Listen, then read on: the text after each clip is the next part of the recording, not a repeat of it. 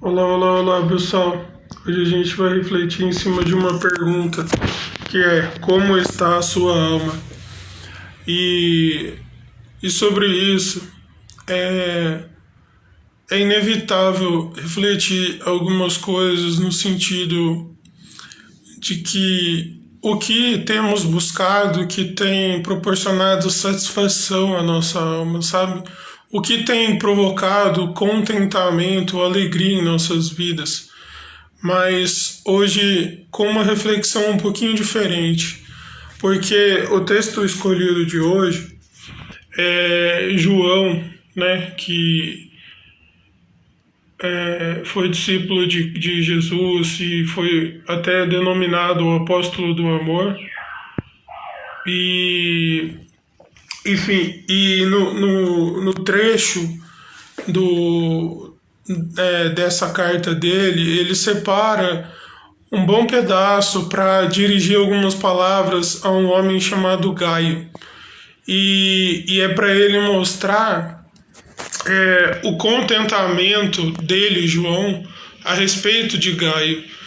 Ele, ele escreve: Amado, peço a Deus que tudo lhe corra bem, assim como está bem a sua alma. E que ele demonstra alegria em saber do testemunho sobre Gaio, que ele se mantém fiel à verdade, que ele se mantém íntegro, né, diante dos irmãos. E isso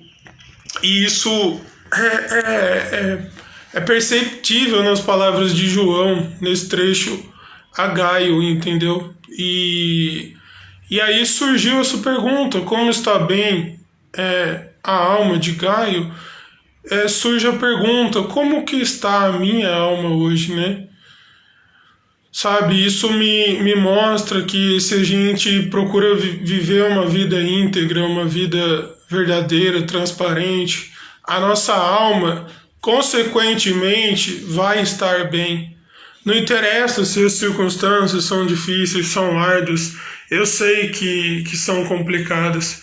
Muitas vezes a gente se sente solitário, solitária. Parece que não aparece alguém para nos ajudar, mas parece que a gente consegue ajudar todo mundo. E aqui eu faço um parênteses para tome cuidado. As pessoas que você procura abrir certas coisas da sua vida, porque às vezes você está esperando um contentamento acerca de alguém que você acha que pode confiar e não pode. Às vezes você criou uma confiança unilateral numa pessoa e ela só te procura quando ela precisa da sua ajuda, mas você acha que pode confiar na pessoa e quando você precisa do conselho dela, ela não te dá. Ela te dá conselhos tortos. É muito complicado esse tipo de coisa. E eu falo isso porque se João teve a liberdade de escrever a Gaio, né, essas palavras de: olha, peço a Deus que tudo lhe corra bem, como está bem a sua alma, é porque João conhecia Gaio e Gaio conhecia João.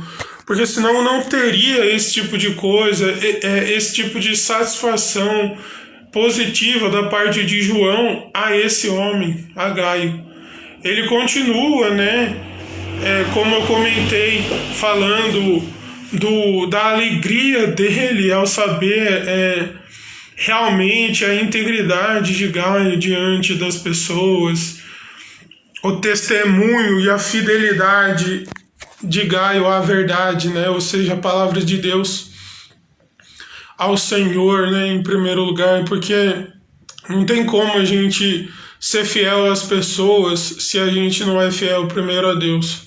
Eu sei, como eu disse, não é fácil. As situações são árduas, são difíceis. A solidão bate. Mas olha só, eu posso deixar um ensinamento aqui. É muito melhor você estar na solidão, mas você viver de forma íntegra.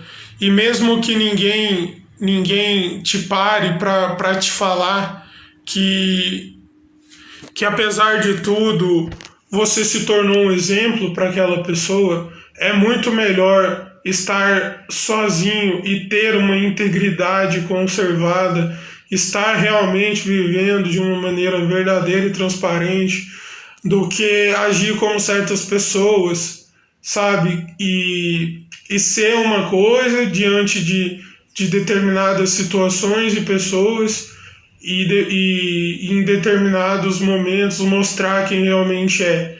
Quando as pessoas que ela julga que não devam conhecer aquilo que a pessoa realmente é e estiverem por perto, ela mostra as garrinhas, né? Mostra quem realmente é. Eu não estou aqui acusando ninguém de nada, mas esse texto de hoje nos faz refletir sobre isso, nos faz refletir, porque quando a nossa alma está bem, a gente é a gente mesmo em qualquer situação, em qualquer lugar, em qualquer momento, com qualquer pessoa. A gente não precisa só tratar melhor alguém só quando é conveniente pra gente, não. A gente tem a liberdade, tem a transparência de ser quem a gente é. E olha só, a Bíblia não conta muito a respeito do passado de Gaio. Mas, poxa, se João chega ao ponto de mostrar publicamente, por meio dessa carta, a alegria, o contentamento com o testemunho a respeito de Gaio, inclusive das pessoas, né, é o que dá a entender a respeito desse homem, João demonstrou isso publicamente, que, vamos dizer assim, sente um orgulho positivo, entre aspas, entre tripla aspas, né? E isso deixa algumas perguntas, né? Porque, como eu disse, Gaio não tem muito relatado sobre ele, mas sobre Paulo tem, no sentido disso do passado, né? Paulo tem relatado que perseguia cristãos e o próprio Cristo alcança ele e anos depois, né? Paulo relata duas coisas muito importantes. Ele fala: eu deixo tudo para trás por causa de Cristo. Sabe, tudo que ele tinha conquistou na vida nos tornou mais importante de quem Cristo de quem Cristo é, e no caso foi na vida dele, né? E em outro momento ele escreve: olha, sejam meus imitadores como eu sou de Cristo.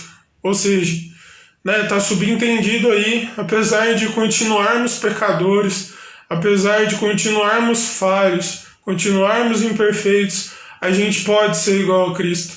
A única coisa que nos impede disso é o pecado rotineiramente, diariamente em nossas vidas. Mas quando Cristo realmente nos convence, né, quando o Espírito Santo nos convence do pecado, da justiça e do juízo, a gente escolhe ter uma vida verdadeira, transparente, íntegra. Não importa o que as pessoas vão falar da gente, e olha, vão falar porque nada corre bem aos olhos de muitas pessoas, mas assim como João escreveu para Gaio, tomara que tudo corra bem em nossas vidas, igual corre bem a nossa alma, igual está bem a nossa alma. Mas primeiro, para saber se nossa alma está bem, a gente precisa analisar. E eu entendo dessa situação também, que tudo vai correr bem se a nossa alma estiver bem. Mas não no sentido de uma autoajuda, isso aqui que eu estou falando, não. Mas no sentido realmente que se a nossa vida está entregue para Cristo, por mais que as circunstâncias ao nosso redor estejam complicadas e olha, muitas vezes vão estar, muitas vezes nos vemos sem saída, sem saber o que devemos fazer, o que devemos falar, porque